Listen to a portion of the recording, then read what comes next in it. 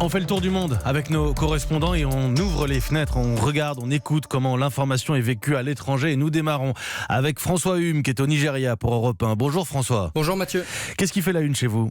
Ce dont on parle au Nigeria, c'est de l'interdiction éclair, voire brutale, des mototaxis et tricycles à moteur dans la ville de Lagos. Panique à Lagos, le gouvernement interdit les Okada et les Keke, titre le Daily Trust, en parlant de ces véhicules privés de transport. Jusqu'à samedi dernier, ils circulaient par centaines de milliers dans la tentaculaire capitale économique du Nigeria.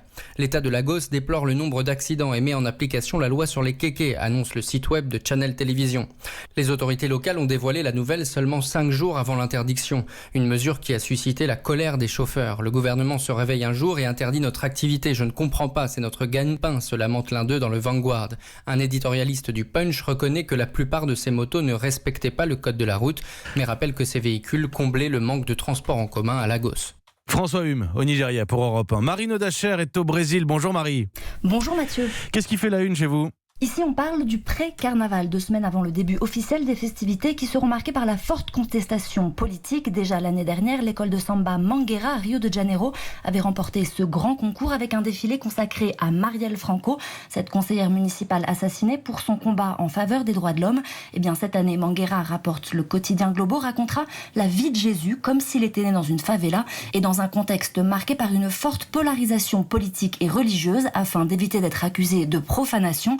Mangueira a invité les représentants de toutes les religions à visiter son école. Un message direct envoyé à Bolsonaro et ses partisans qui mélangent religion et politique. Merci Marie. Marie Nodacher à Sao Paulo. Bernard Delattre est à Tokyo pour Europe 1. Bonjour Bernard. Bonjour Mathieu. De quoi est-ce qu'on parle au Japon ? Des JO de Tokyo menacés par le coronavirus. Cet été, 10 millions de visiteurs étrangers viendront au Japon pour assister à ces Jeux. Donc le CIO a rencontré l'Organisation mondiale de la santé pour bien préparer cette échéance. Et de là est née une rumeur, sous la forme d'un hashtag, les Jeux annulés en langue japonaise. Un hashtag mensonger, il n'est pas question d'annulation, mais il a suscité des milliers de commentaires, au point que toutes les radios et télé ont évoqué cette fake news.